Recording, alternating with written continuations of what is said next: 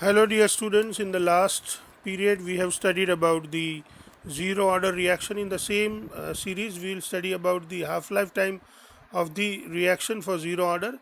So, let us first understand what is half life time.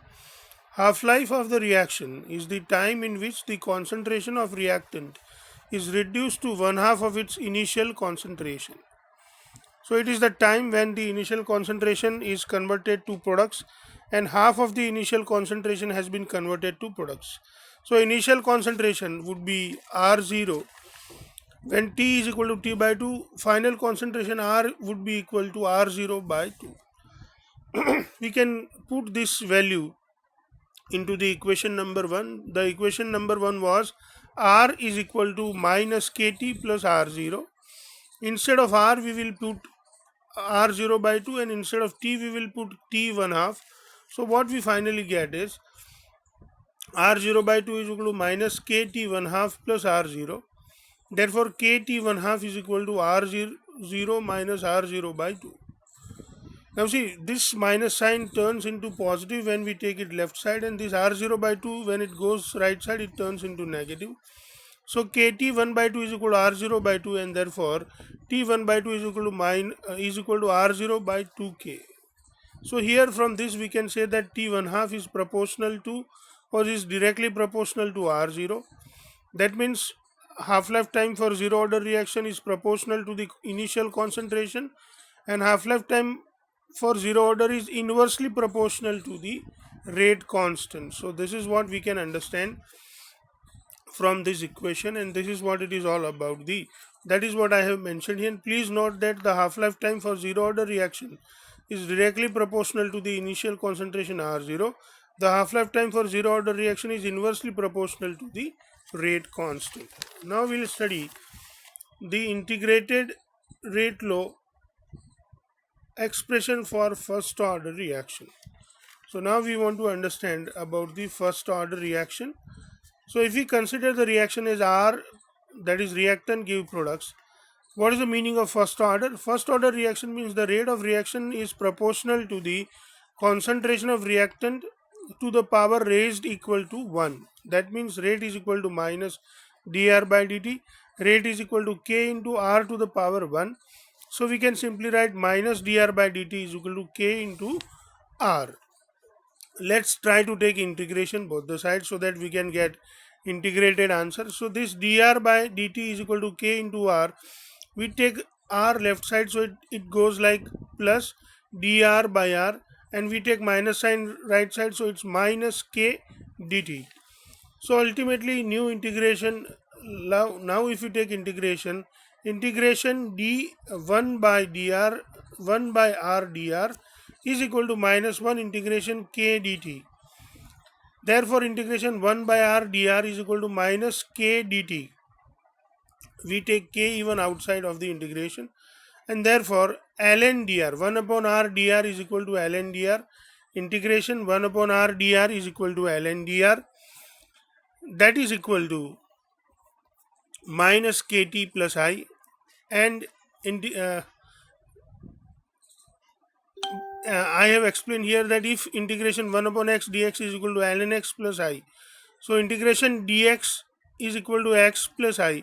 So for here we can write integration dt is equal to t plus I. This t multiply with minus k, so we get minus kt. So k into integration dt is equal to minus k into t.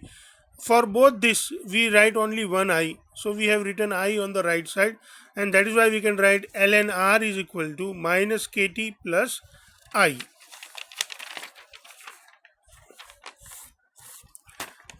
So for the initial situation, if we think when t was 0, r was r0, so we put this values as t is equal to 0 here and r is equal to r0. So the initial equation, the equation we had was ln r is equal to minus kt plus I.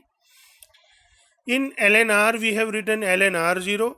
For t we have written 0. So what we get is ln r0 is equal to minus k into 0 plus I, and therefore your I is equal to nr r0. Let's put the value of I in equation 1. So what we can get, I is equal to ln r0. So what we can write is ln r is equal to minus kt plus ln r0. So instead of I, now we write ln r0. This is even an equation very similar to y is equal to mx plus c. So your ln r is your y-axis, minus k is the slope, t is on the x-axis, and ln r0 is your y-axis intercept.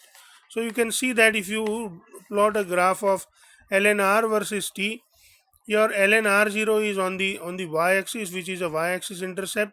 The slope ab by bc, what you get is minus k. So this is how you can understand the graph. Now you have the equation ln r minus ln r0 is equal to minus kt. So you just take ln r0 left side. So this is what it is, the kind of equation that you are going to get.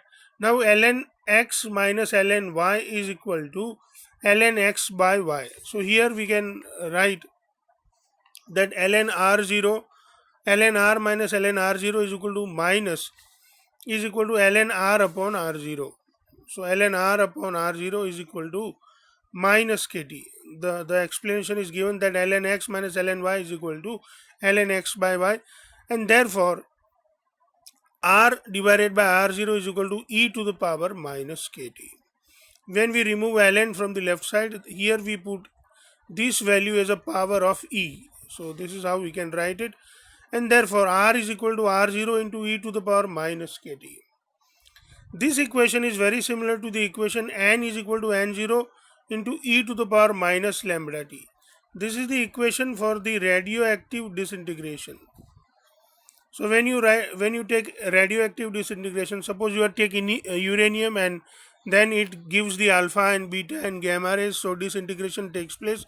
So if initially you have n0 atoms of uranium, and it takes t time to convert n0 atoms into n atoms, so n is the final number of atoms present into the radioactive element, and this lambda is known as the radioactive disintegration constant.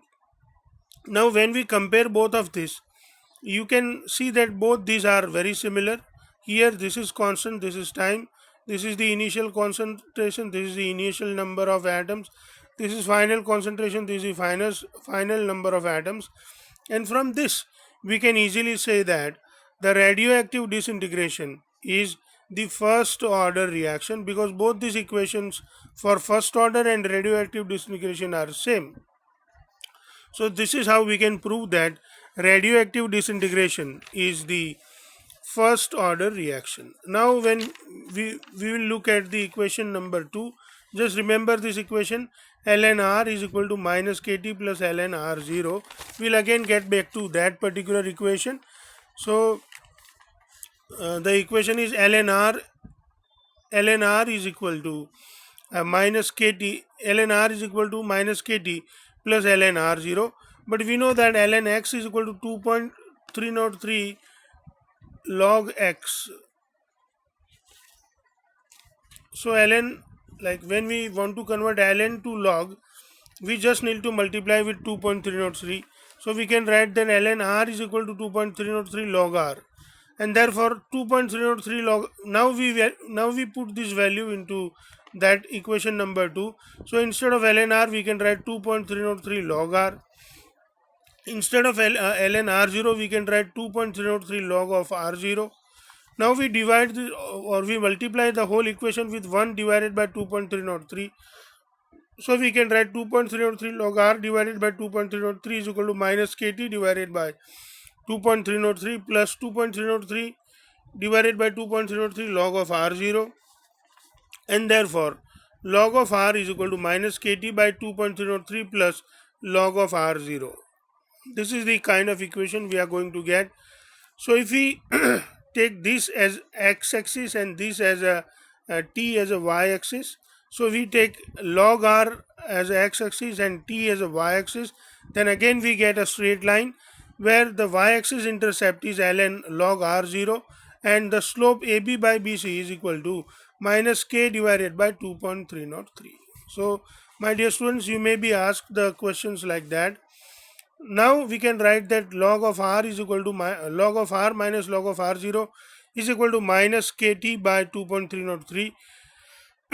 if we remove this minus sign, this minus turns positive and this positive turns negative. So we can write log of R0 minus log of R is equal to KT divided by 2.303, and therefore log of R0 by R is equal to KT divided by 2.303, because log of X minus log of Y is equal to log of X by Y, and therefore we can write, now we take 2.303 this side and K also this side, so 2.303 divided by K log of R0 by R is equal to T, or we can write 2.303 divided by T. We move this 2 this side and 2.303 this side, log of R0 by R is equal to K. So these two are the equation for the calculation of the time or rate constant for the first order reaction, my dear students. I hope you are enjoying your studies. Happy learning.